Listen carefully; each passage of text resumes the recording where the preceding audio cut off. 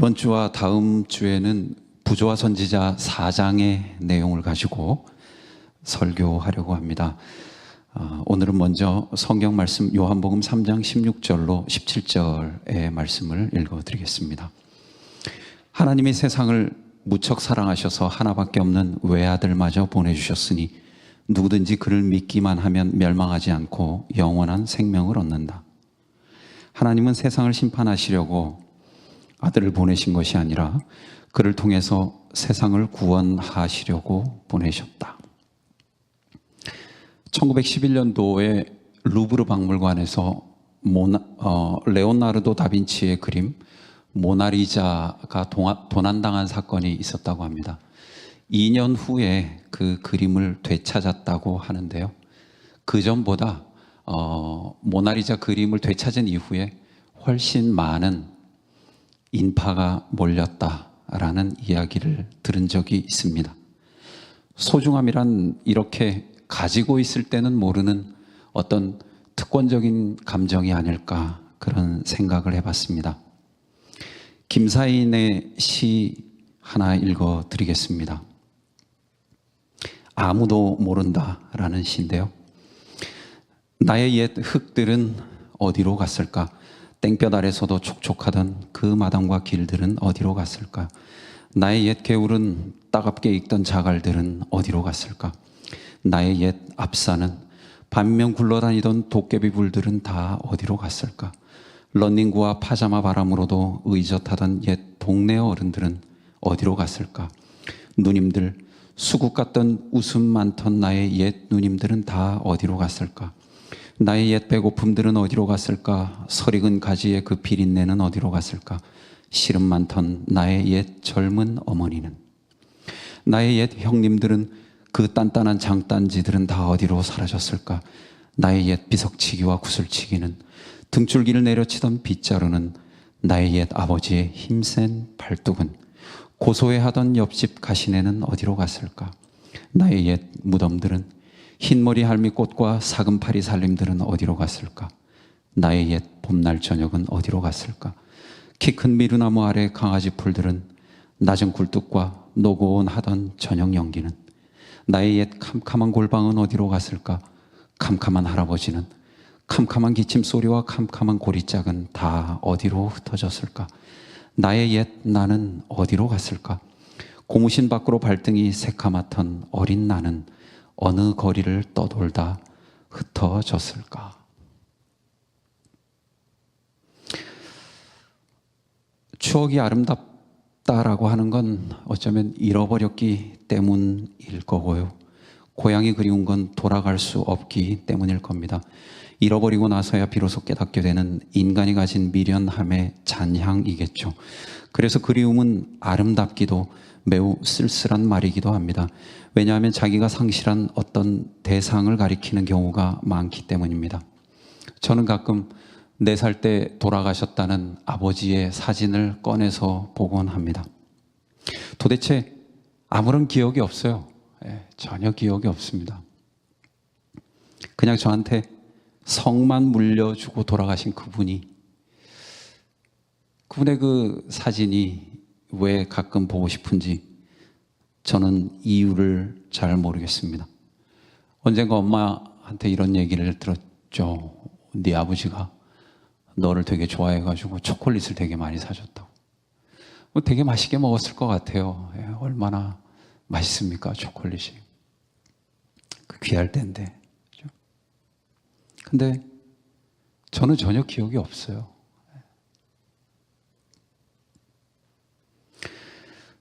어쩌면 우리에게 에덴이란 아마도 이런 것이 아닐까요? 누구도 본 적은 없지만 그리스도인이라면 누구나 소망하는 에덴, 그곳의 아름다움은 어떤 것일까요? 그 아름다움은 에덴의 외형만은 아닐 겁니다. 아름다운 무인도에서 혼자 살고 싶어 하는 사람은 없죠. 사랑하는 존재에 대한 추억을 공유할 수 있는 곳이 에덴일 겁니다. 사람끼리 사랑을 하며 살았던 그 기억이 제일 중요한 것 아니겠습니까? 그러므로 에덴의 삶의 핵심은 사랑이라 말할 수 있을 겁니다. 그렇다면 죄란 무엇일까요? 죄는 그 사랑을 파괴하는 것을 일컫는 말 아닐까요? 여러분이 생각하기에 가장 큰 죄는 어떤 겁니까? 화이트 부인은 치료봉사에서 이런 말을 한 적이 있습니다. 인간에 대한 인간의 몰인정이 우리에게 있는 가장 큰 죄다. 사람이 사람에게 저지를 수 있는 가장 큰 죄는 사랑하지 않는다는 것이고, 가장 큰 의도 다름 아닌 사랑이라는 겁니다. 그렇다면 태초에 하나님이 주셨던 그 사랑은 어떤 것이었을까요? 첫째로 그 사랑은 쿨하지 않습니다. 그 사랑은 맺고 끊는 게 분명하지 않아요. 진정한 사랑은 어떤 사랑일까요? 어제는 뜨겁게 사랑했어요. 그런데 오늘 아침 갑자기 그 사랑이 완전히 식어버렸어요. 그 사랑이라 부를 수 있을까요? 전 동의하기 어렵습니다. 그래서 사랑은 깔끔하지가 않는 것 같아요. 깔끔하게 시작하고 깔끔하게 끝났어요. 그래서 그게 사랑일까? 잘 모르겠어요. 오히려 사랑은 좀 지저분할 것 같아요. 젊은 세대들 하는 말로 뭔가 좀 찌질하고 질척거리고 그런 게 좀 사랑 아닐까 싶은 겁니다. 부조와 선지자의 한 글을 읽어드립니다. 사람의 타락은 온 하늘을 슬픔으로 가득 채웠다. 하나님께서 창조하신 세계는 죄의 저주로 시들었고 비참하게 죽을 운명에 처한 존재들이 살게 되었다. 율법을 범한 자들이 피할 길은 없는 것 같이 보였다. 천사들은 찬양의 노래를 그쳤다. 하늘 궁정 전체가 죄가 가져온 황폐 때문에 통곡하고 있었다. 어떤 사람은 이렇게 생각해요. 하나님은 어디 계신가? 저 높고 높은 하늘, 그 높은 우주 3층 하늘 그 위에 보좌 위에 앉아 계신다. 뭐 하고 계실까요? 우주의 그 수많은 잡다한 일들을 정말 어떤 감정도 없이 아주 기계적으로 처리하고 있을 것이다. 글쎄요. 그럴까 싶습니다. 그러면 우리 하나님 만나는 게 어떤 재미가 있을까? 그런 생각도 들고요. 부조와 선지자는 이렇게 말하죠. 하나님의 사랑은 그런 게 아니라고 말입니다. 아담이 죄를 지었을 때 인간의 죄로 말미암아 하늘 궁정에서는 찬양이 그쳤다라고 말하고 있습니다. 인간의 죄 때문에 하늘 전체가 통곡하고 있었어요. 우리가 이걸 자주 잊어버려요. 우리가 신앙을 한다고 하면서 하나님과 나를 이제 분리해서 생각을 한단 말입니다. 하나님은 안 그래요. 하나님과 인간은 결코 분리될 수가 없는 관계라는 겁니다. 나의 고통은 결코 나의 문제로만 끝나는 것이 아닙니다. 오늘 여러분에게 어떤 어려움이 있습니까? 나는 힘든데, 나의 삶은 너무도 외롭고 고통스러운데 하나님은 천만 천사들에게 둘러싸여서 찬양을 즐기면서 잘 먹고 잘 살 거라고 생각하세요? 그렇지 않다는 겁니다. 부조와 선지자는 절대 그렇지 않다라고 말하고 있어요. 오히려 우리의 고통이 곧 하나님의 고통이라는 겁니다. 인간은 누구보다 자기 고통은 잘 알죠. 그런데 하나님의 마음 속에 있는 고통은 잘 모르는 것 같아요. 그게 인간입니다. 인간들이 자주 잊어버리는 건 또 하나 있죠. 사랑은 상대의 치부를 드러내는 행위가 아닙니다. 오히려 치부를 가려주는 것이 사랑의 특성이겠죠. 노아가 홍수 후에 포도주를 마시고 술에 취했어요. 벌거벗었습니다. 그때 노아의 아들들이 서로 대조적인 행동을 하죠. 함은 아버지의 나체를 덮어줄 생각은 않고 나가서 형제들에게 말합니다. 재밌잖아요, 사실. 흉보는 것만큼 재미있는 말이 또 있나요? 그런데 샘과 야벳은 함의 말을 듣고, 야, 그거 진짜 재미있겠다.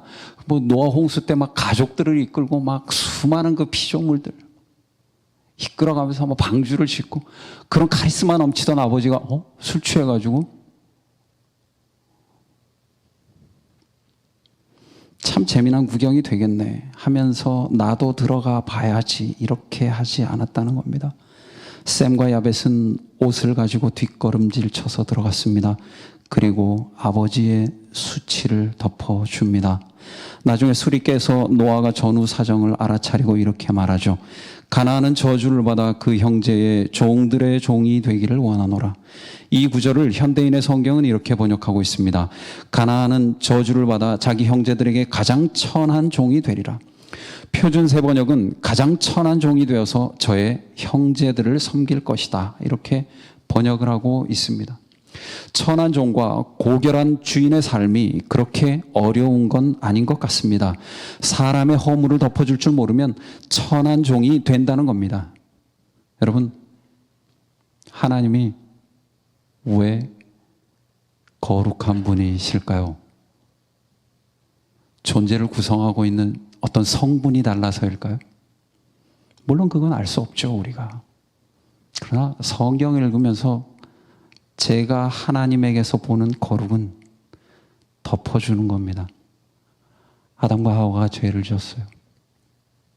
인간의 힘으로 무언가를 가리려고 해봤습니다.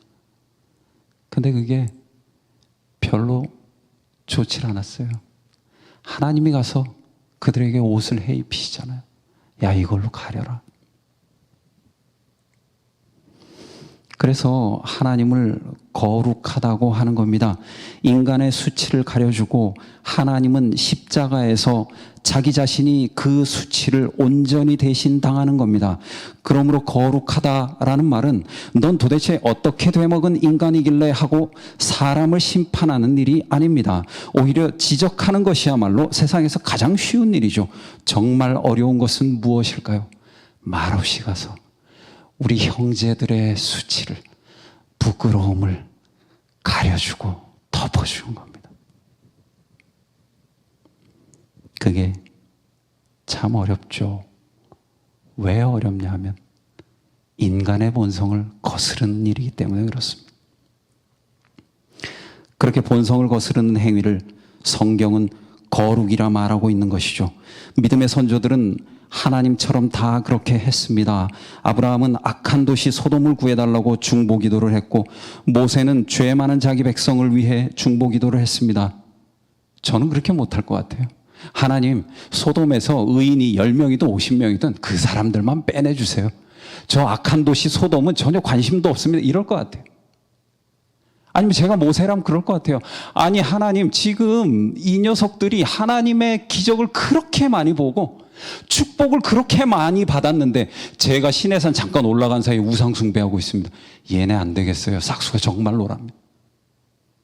인정사정 봐주지 마세요. 제가 실망이 더 클 것 같아요. 근데 모세는 그들을 위해 중보하죠. 아브라함과 모세의 기도는 이런 점에서 달랐습니다. 소돔을 위한 기도, 우상 숭배자들을 위한 그들의 기도는 기도의 본질이 무엇인지를 잘 알려주고 있는 겁니다. 그것은 중재하고 연결하고 덮어주는 일인 겁니다. 그런데 예수님은 덮어주는 일에서 한 걸음 더 나아가죠. 부조와 선지자를 읽어드립니다. 그리스도께서는 죄책 그리고 거룩하신 하나님께 매우 가증함으로 아버지와 아들을 틀림없이 분리시킬 죄의 수치를 자진해서 떠맡으실 것이었다. 그리스도께서는 타락한 인류를 구원하시기 위하여 비참의 심년에까지 내려가실 것이었다. 사람과 사람 사이 이 인간관계라는 건 참 어려운 것 같아요. 이게 저 어떻게 보면 사람 대하는 일이고 제가 하는 일이요. 그리고 제 나이가 이제 어리다고 부를 만한 나이는 아니잖아요. 근데 참 시간이 가면 갈수록 이 인간관계는 너무 어렵다라는 생각을 하게 되는 것 같아요. 제가 생각하는 가장 어려운 일이 인간관계가 아닌가 그런 생각을 요즘 많이 하게 됩니다. 그런데 그 중에 더 어려운 게 있죠. 그건 뭐냐 하면 비참함입니다. 여러분, 관계에서 비참한 감정만큼 견디기 어려운 게 또 있을까요? 어떤 분은 이렇게 말하죠. 누구는 자존심이 강해. 누구는 자존심이 세. 이렇게 말을 하는데, 글쎄요. 자존심 약한 분 여기 있으세요? 나는 진짜 자존심 약하다. 없어요, 그런 사람. 다 세지.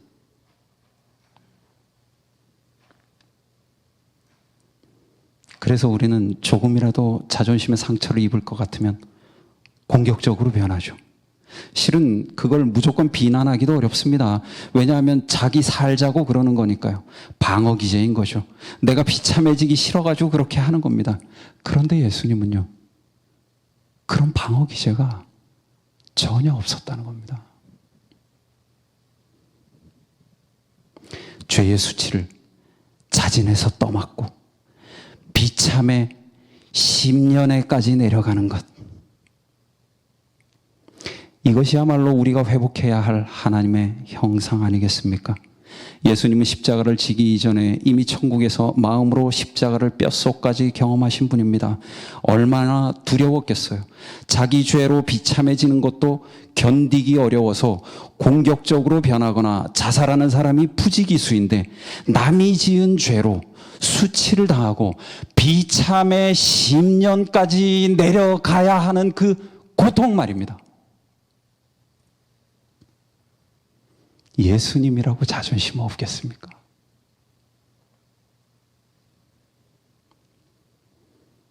그러므로 사랑은 추억이나 회한처럼 결코 과거에 갇히지 않습니다. 오히려 현재를 살아내게 하는 적극적인 힘이 되는 것이죠. 그러면 이 사랑은 어떻게 행하는 것일까요?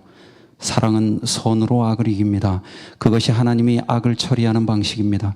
죄인인 인간은 선한 자는 선하게, 악한 자는 악하게 대하죠. 제 친구 중에 굉장히 순한 친구가 하나 있어요. 이 친구가 평소에는 욕 한마디 못해요. 근데 참 신기한 게, 자기는 그 운전대를 잡으면 욕을 되게 많이 한대요. 혹시 여러분 중에 그런 분 계세요? 근데 이 친구가 그러다가 욕을 안 하게 된 계기가 생겼다고 저한테 말을 해줬어요. 그게 언제였냐면은, 그 집에 이제 큰애가 5살 때, 그러니까 좀 오래된 얘기죠. 제 동창이니까. 5살 때쯤에 이제 얘를 태우고 운전을 막 하러 가고 있는데, 갑자기 옆에서 어떤 차가 칼치기라 그래요. 확 끼어들더래요. 그래서 이 친구가 평소에 하던 대로 야이 XX 하려고 욕을 이제 발사하려는 그 순간에, 갑자기 뒷좌석에 이제 자기 5살짜리 아이가 타고 있었는데, 갑자기 그 뒷좌석에서 개새끼 그러더래요. 이 친구가 갑자기 등골이 오싹해져가지고 그 다음부터는 욕을 안 하게 됐대요.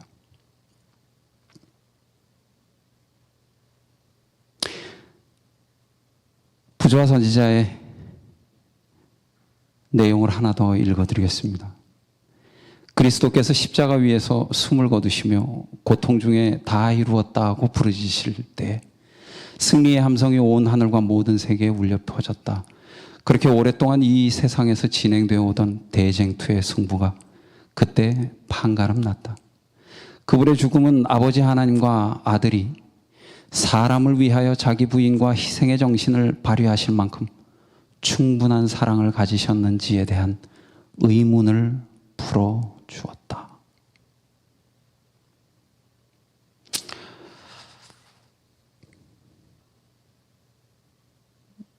선한 방식에는 선하게, 악한 방식에는 악하게 하는 게 인간의 본성입니다. 그런데 하나님은 그렇게 하지 않으셨대요.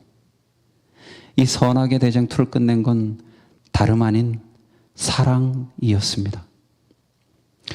사단일 수밖에 없었던 이유가 바로 여기에 있는 것이죠. 사랑을 몰랐기 때문입니다. 이 하나님의 승리는 힘의 승리도 부유함의 승리도 아니었습니다. 그건 사랑의 승리였죠. 그것이 옳음의 문제라면 어떤 사랑이 옳았냐고도 말할 수 있을 겁니다. 저는 이런 상상을 좀 해봤습니다. 만약에 사탄이 사랑을 욕망했다면, 만약에 사탄이 사랑의 능력을 질투했다면, 만약에 사탄이 사랑을 얻기 위해 투쟁했다면 어땠을까?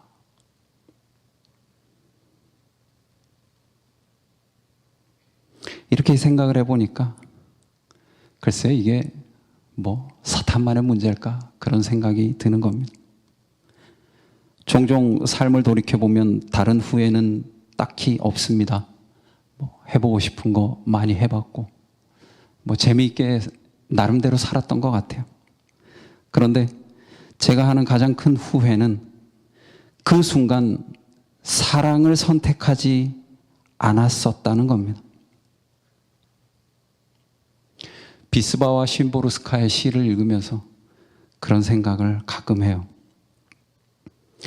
가족 중에서 사랑 때문에 죽은 이는 아무도 없다.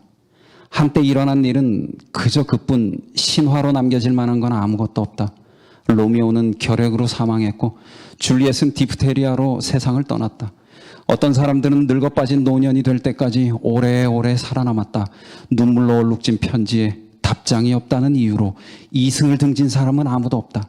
내가 아는 한 이 사진첩에 있는 사람들 가운데 사랑 때문에 죽은 이는 아무도 없다.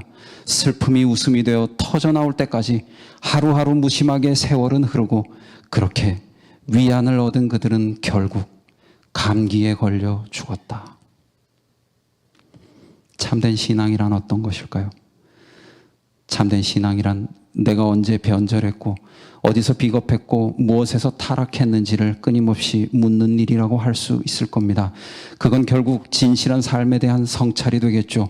또한 그건 기독교 신앙의 정수라고 할 수 있는 사랑에 대한 물음이어야 하지 않겠습니까? 지난주에 저는 세이의 청년들과 저녁을 먹었습니다. 또 카페에서 차도 마셨고요. 간만에 참 좋은 시간이었어요. 그 친구들 만나면 참 그 친구들 대화하는 것만 듣고 있어도 좋아요. 참 순수하고 대화가 참 따뜻하거든요. 그런데 차를 타고 돌아오는데 제가 야 너네 잘 살아? 힘든 건 없어? 이렇게 물었더니 한 친구는 자기는 요즘 지혜를 구하는 기도를 한대요. 대학교 2학년이 참 대단한 것 같아요. 아, 내가 대학교 2학년 때 저런 기도했으면 참 많이 달라졌을 것 같은데 그런 생각이 들더라고요. 한 친구는 자기가 그 소그룹의 리더를 맡았는데 그 소그룹의 리더를 잘 할 수 있을지 걱정이 돼서 그걸 잘 감당할 수 있도록 기도를 하고 있대요. 그래, 그게 다 쉽지 않은 일이지라고 제가 선생 모드로 말을 하고 있었어요. 이런저런 이야기가 오고 갔어요. 그런데 갑자기 한 친구가 저에게 이렇게 물었습니다. 그런데 목사님은 행복하세요? 이렇게 물었어요. 갑자기 가슴이 먹먹해졌습니다. 대답을 잘 못하겠더라고요. 그래서 횡설수설했습니다. 뭐라고 말했는지도 잘 모르겠어요. 그리고 그 친구들을 보냈어요. 그 말이 그 친구들 갔는데도 계속 이제 제 머리에서 맴돌더라고요. 여러분, 우리가 교회에서 이거 많이 물어봤으면 좋겠어요. 서로가 서로에게. 집사님은 요즘 행복하세요? 이렇게 말입니다. 우리가 그동안 대쟁투를 많이 말해왔죠. 그러면서 대쟁투에서 뭔가 싸움 아니면 전쟁에 우리 신앙의 방점을 찍어왔습니다. 우리 신앙이 그만큼 긴박했고 또 절박했어요. 이해가 됩니다. 그런데 그러다 보니까 어떤 사람들의 신앙은 너무 전투적인 것 같아요. 좀 힘들어요. 지금 우리 한번 보세요.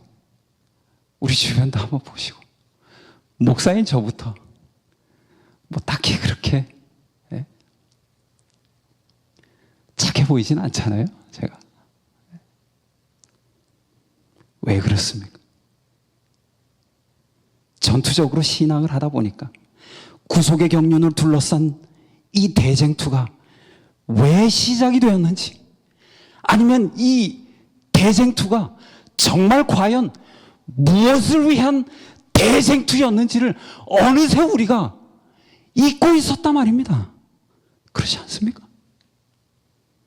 마치 갈등 관계에 있는 두 사람이 처음에 무엇 때문에 막 싸우기 시작했는데 도대체 이 싸움이 왜 시작됐는지는 잊어버리고 싸움 그 자체에만 몰두하고 있는 그런 이상한 관계들처럼 말입니다. 그러므로 오늘 우리가 해야 할 가장 시급하고 중요한 일이 있다면 여호와께로 다시 돌아가는 일입니다. 자비롭고 은혜롭고 노하기를 더디하고 인자와 진실이 많은 하나님께로 말합니다. 그러므로 우리 대학교의 교우 여러분, 오늘 기억해 주십시오. 오직 여호와만이 우리의 희망이라는 사실을 말입니다. 보소서 주님, 나의 마음을 선한 것 하나 없습니다. 그러나 내 모든 것 주께 드립니다. 사랑으로 안으시고 날 새롭게 하소서. 보소서 주님, 나의 마음을 선한 것 하나 없습니다. 그러나 내 모든 것 주께 드립니다.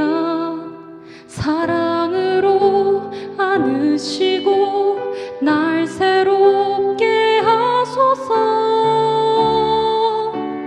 주님 마음 내게 주소서.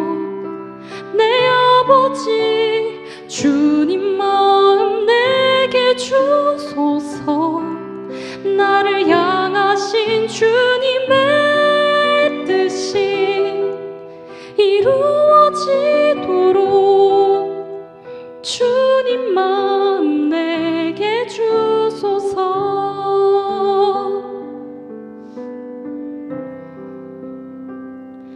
보소서 주님, 나의 마음을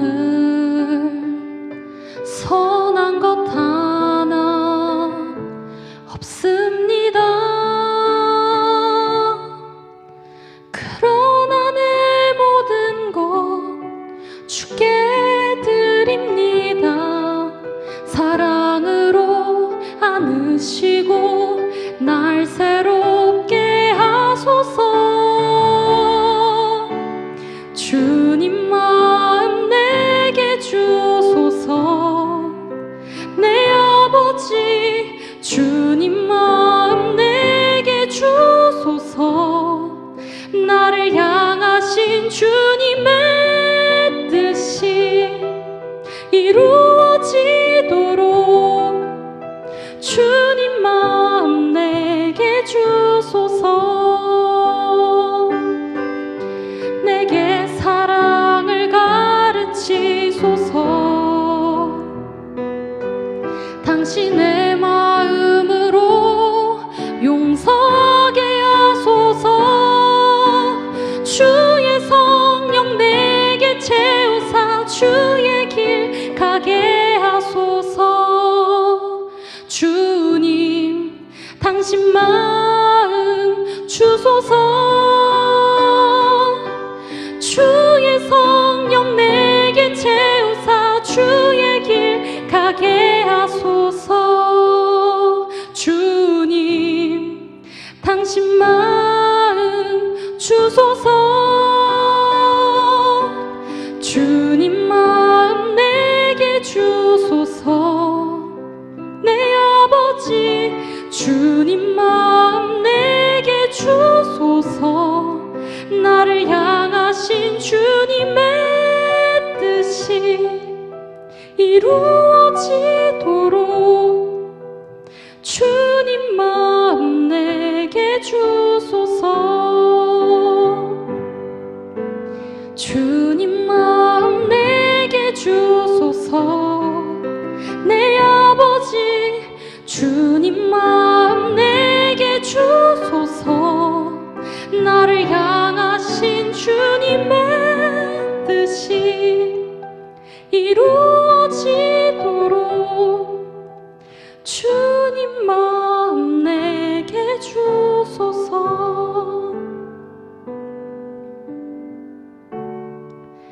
나를 향하신 주님의 뜻이 이루어지도록 주님 마음 내게 주소서.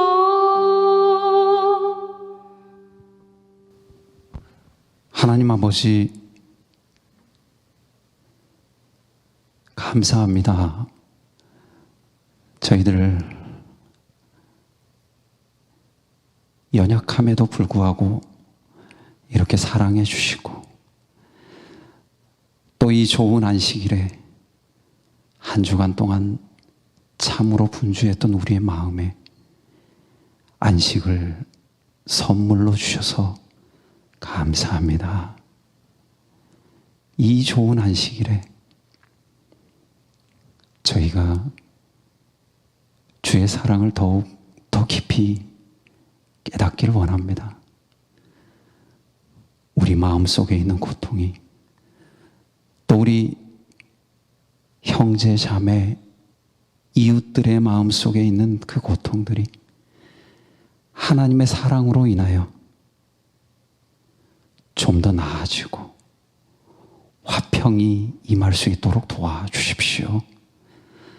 그래서 주의 사랑만이 오직 우리 삶의 소망과 희망이 된다는 사실을 기억하며 살아갈 수 있도록 도와주시기를 주 예수 그리스도 이름으로 기도드립니다. 아멘.